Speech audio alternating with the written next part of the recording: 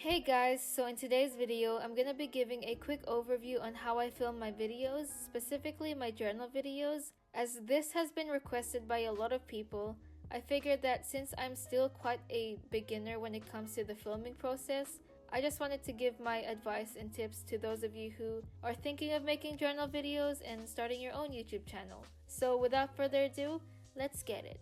So the first thing I wanted to talk about was the camera. So obviously you need to use a camera to film a video, and the camera that I've been using to film my videos ever since I've started is my iPhone 8 Plus camera. Since I don't have a camera at home, I just use my phone camera because I didn't want to go out of my way to spend money on a camera that I might not be able to use because I'm not quite familiar with the filming process and how to use a camera, so I just stuck with my phone. And that is my advice to beginners. If you have a phone that has a camera, I suggest just using that at the start because you're just starting off and you just want to play around with how you film your videos and what you want your videos to look like. Obviously, if you already have a camera that's accessible to you at home, like a family DSLR or such, I suggest playing around with that. But if you really don't have a camera, just use your phone. But if you have money and you want to invest on a proper filming camera, that's up to you. You do you, you know what to do. And yeah.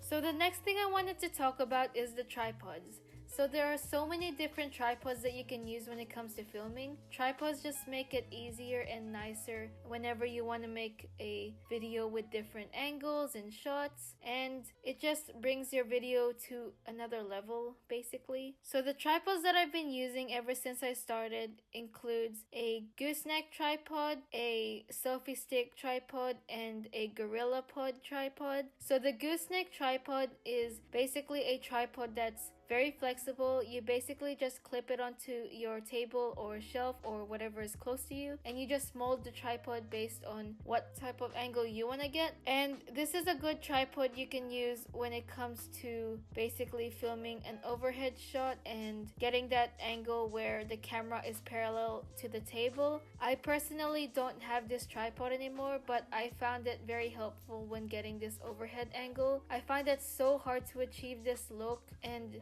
shot because not a lot of tripods can do it without your phone basically falling or your camera falling, and everything's just a mess when everything falls. So the gooseneck tripod is pretty good because you can mold it and you can get the angle that you want where you can see your journal parallel to your camera and you can just see everything from a clean view.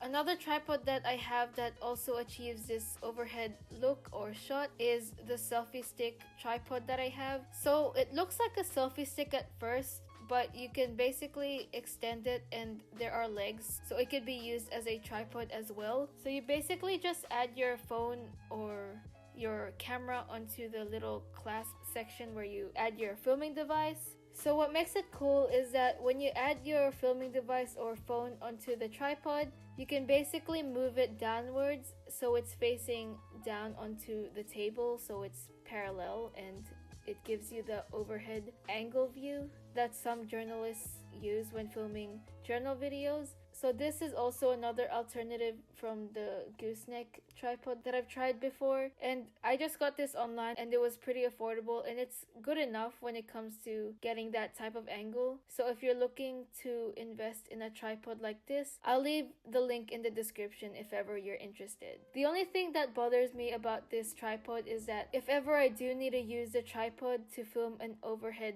angle of my journal, the tripod is basically standing right in front of my face between the journal and myself. So whenever I'm journaling with this tripod, my head has to move around to see where I'm writing and doing all the journaling things because the tripod is basically in my way. But you gotta do what you gotta do to film your videos, and you just gotta make those types of sacrifices and struggles. So that's something I get annoyed with this tripod, but in the end it gives me that overhead angle that I want sometimes, and it's just good to carry around because it's also small and you can just bring it anywhere you'd like. And the last tripod that I want to talk about is this Gorilla Pod tripod that I have. I think that's what it's called, a Gorilla Pod tripod. But it's similar to the gooseneck tripod because you can also mold it around, and it's flexible, and you can just change it however you'd like based on what type of angle you'd like. So this is the tripod that I use most of the time when I'm filming in different angles. It's just easy to mold, and it's just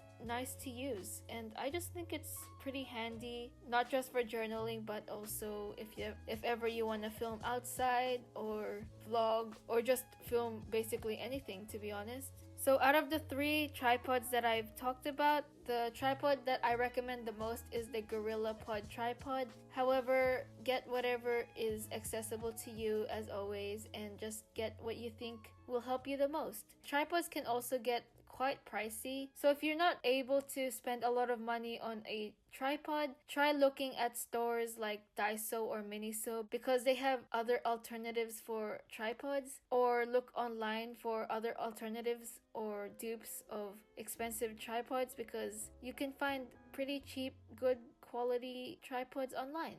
If ever you really don't want to use a tripod, you can also just try resting your camera or filming device or your phone on something. So maybe stack some books or some boxes up and just place your phone there and film your videos.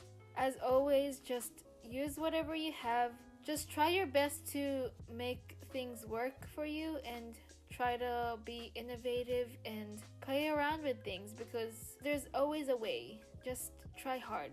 So the next thing I wanted to talk about is lighting. So I personally don't have a lot of access to natural lighting in my room, but I highly suggest using natural lighting because it just fills up your room with a lot of light and it just makes everything look more natural whenever you're filming on your table and such. So make sure you have good lighting, and natural lighting is pretty good, so take advantage of that if you can. But if not, what I've been using for my lighting is these 2 lights that I got from Miniso. So with these 2 lights, I basically just place each one of them on each side of my journal, so one on the left and one on the right, so there's equal light coming from each side. So that's basically what I use to get good lighting.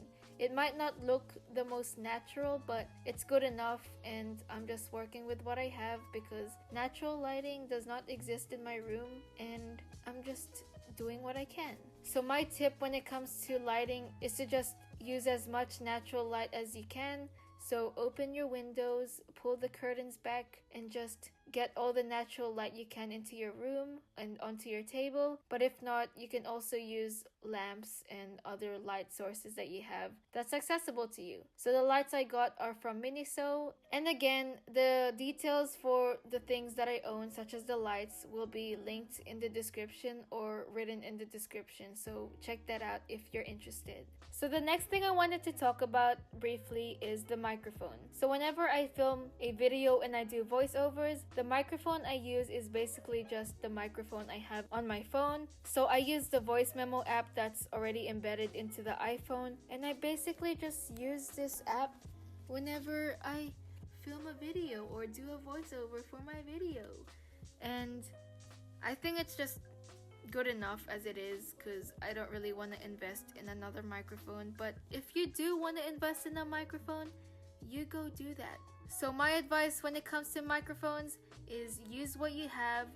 Use your phone, your laptop, or you can even use your camera. Just talk to your camera and edit that into your video as a audio, and you're all set basically.